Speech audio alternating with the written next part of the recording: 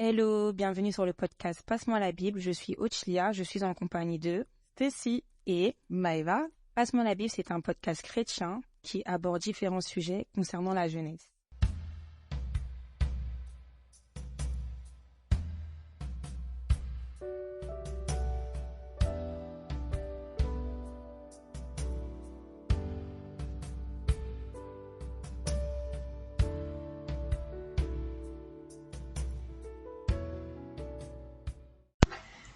Hello, Bonjour. alors bienvenue sur le podcast Passe-moi la Bible. Je suis Maëva, je suis en compagnie de Ochlia et de Flévine. Alors aujourd'hui on accueille Flévine qui va nous partager son témoignage. Alors Flévine, est-ce que tu peux te présenter? Donc Flévine, 32 ans, infirmière, parisienne. Voilà. Ok. Alors Flévine, à quel âge as-tu connu le Seigneur? J'ai connu le Seigneur à quel âge? En 2013. Ça fait combien de temps? 10 ans? 11 ans? 11 ans. Donc à 21 ans? Ah, À peu près. Ok. Ok, et comment tu as rencontré le Seigneur, du coup, en 2013? Comment j'ai rencontré le Seigneur? Comment ça s'est passé? Ben, en fait, à l'époque, j'avais un compte Twitter. Et à l'époque, en fait, il y avait des personnes, des jeunes, qui partageaient la parole sur Twitter. Mhm. Notamment un jeune qui aujourd'hui est pasteur, connu, très connu même. Et en fait, il parlait de tout ce qui est délivrance, sirène des eaux, toutes ces choses-là. En fait, moi, j'avais jamais entendu ça. Jamais. Et donc, du coup, je lisais ses tweets, je lisais. Il en faisait plusieurs, puisque, vous savez, quand on fait un tweet, c'était limité le caractère, tout ça. Donc, du coup, ça faisait plusieurs tweets différents. Je lisais, et à un moment, ça s'est arrêté. Et tout. Et donc, du coup, je suis allée le voir en privé pour lui envoyer un message en lui disant, t'as pas fini. Moi, pour moi, je voulais, parce que c'était l'époque des chroniques à l'époque. Donc pour moi, c'était une chronique. Je lisais une chronique. Ouais. Et donc du coup, je lui ai dit, t'as pas fini ta chronique. Et puis après, il m'a dit, mais si tu veux connaître la suite et tout, je t'invite dans mon église dimanche. D'accord. Donc du coup, après, le dimanche en question, j'avais vraiment envie d'y aller, mais les choses faisant, j'y suis pas allée, et puis ça a décalé. Et un jour, c'est lui qui est revenu vers moi, il m'a dit, je t'attends. En fait, dans mon église, je te relance l'invitation. Et donc après, j'avais été, et c'est comme ça que le Seigneur m'a touché vraiment ce jour-là. Je me rappelle à l'époque, j'étais partie là-bas en train, et tout le chemin de retour pour rentrer à la maison, je pleurais devant les gens, les larmes n'arrêtaient pas. Ça coulait, j'arrivais pas à m'arrêter. T'avais été touchée, quoi. Et j'avais vraiment été touchée, et je me rappelle à l'époque, quand on est jeune, on n'écoute pas maman, tout ça. Ouais. Sur le chemin, et personne m'a enseigné. Sur le chemin du retour, j'ai pris mon téléphone, j'ai dit, maman, je te demande pardon, vraiment touchée. Sur le chemin du retour, j'ai enlevé toutes les musiques du monde. Personne m'a rien dit. Sans enseignement. Personne m'a rien dit. La conviction du péché. Vraiment. Amen. Donc, c'est comme ça. Amen. C'est comme ça, et puis jusqu'aujourd'hui. Mais j'ai une question. Tout à l'heure, t'as dit que t'avais jamais entendu parler de tout ça, donc t'avais pas forcément reçu d'éducation, entre guillemets, religieuse de la famille. Non, je suis pas née dans une famille chrétienne. Alors, il y a des notions, parce que entre guillemets, tous les noirs savent qu'il y a Dieu, mais mes parents, ils allaient pas à l'église. Pas à l'église, on n'a jamais été à l'église. Enfin, j'avais déjà été dans des églises catholiques, mais sans plus, et j'avais déjà été aussi dans des églises dites évangélistes, parce qu'on avait des amis qui nous emmenaient. Ouais, c'est ça. Une famille d'amis avec qui on est toujours d'ailleurs proches, qui eux ils priaient beaucoup, et on allait des fois à l'église avec eux, mais mes parents non.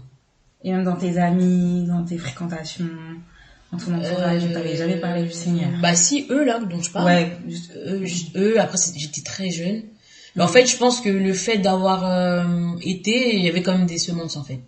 Ok. Et puis de temps en temps, mon père, ça lui arrivait une fois tous les 6 mois de nous dire on va à l'église, ou de mettre des musiques religieuses à la maison, mais ouais, sans plus quoi. Pas... Ouais, non, il y avait, c'était pas des gens de l'église, non, pas du tout. C'est rare. Après, mon père, il vient d'une famille kimbangiste de base. Donc voilà, après lui il a quitté l'équipe manguiste. Et il priait pas, maintenant il prie, mais il priait pas, hein. Pour ceux qui savent pas ce que c'est, tu peux expliquer un peu?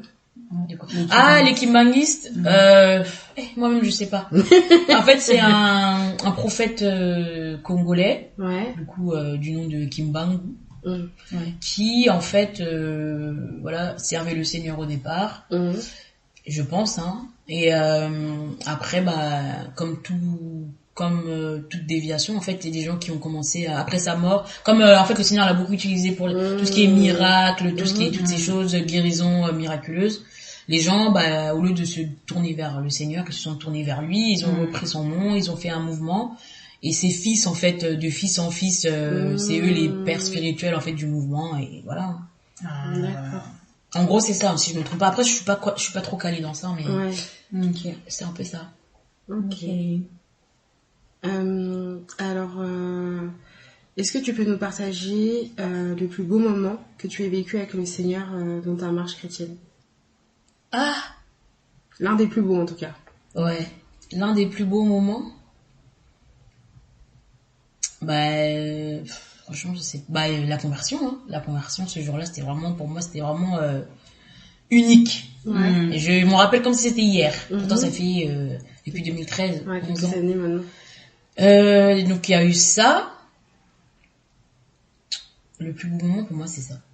Après, il y a eu d'autres beaux moments, mais vraiment, le moment qui m'a fort marqué, c'est vraiment la conversion, parce qu'en fait, je ressentais un tel amour que j'avais jamais reçu. Et voilà. Non, franchement, c'était la conversion. Ouais. Ce jour-là où le Seigneur m'a vraiment touché. Amen. Après, il y en a eu d'autres, hein, bien évidemment. Mais vraiment, pour moi, le plus marquant, c'est ça. Ouais. Ok. Quel est l'événement ou le moment le plus difficile que tu aies traversé dans ta marche? Et quel enseignement tu en tires aujourd'hui? Ou l'un des moments? L'un des moments les plus difficiles... il y en a pas mal, hein, des moments difficiles. Hein. Il y en a pas mal. La souffrance dans le Seigneur. La souffrance dans le Seigneur, ouais. Je pense, non, en fait, vraiment, réellement, le moment le plus difficile que j'ai pu vivre, je pense que c'est maintenant, l'année dernière. Je vais pas forcément rentrer dans les détails, mais une épreuve très difficile. Et là, vraiment, je sentais que j'étais, comme on dit, entre les mains du potier. En fait, tu sens que tu souffres, mais c'est pas pour rien. Donc, du coup, je pense que c'est aussi ça qui fait tenir. Mais vraiment, une épreuve qui, tu te dis, en fait, Seigneur, si c'est pas toi, c'est compliqué, hein. C'est compliqué. Et l'enseignement derrière cette épreuve, après, bon, comme je rentre pas dans les détails, donc on peut pas trop comprendre, mais en tout cas, cette épreuve m'a permis de plus me rapprocher du Seigneur. Et j'ai pu voir le Seigneur autrement.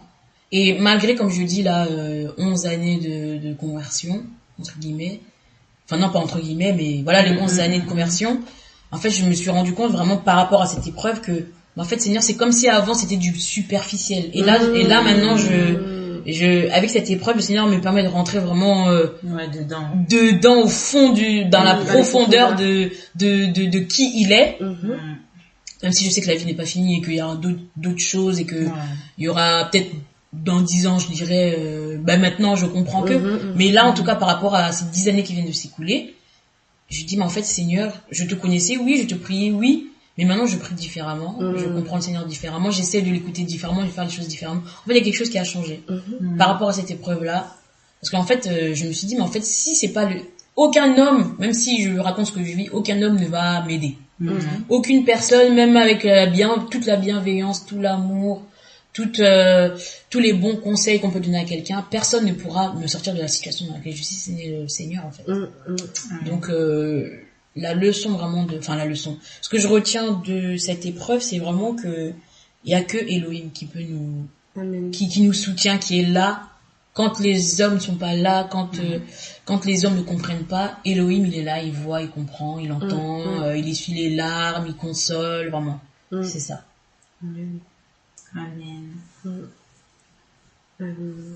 Du coup, si tu devais définir ta relation avec Yahushua en un seul mot, ce serait lequel et pourquoi?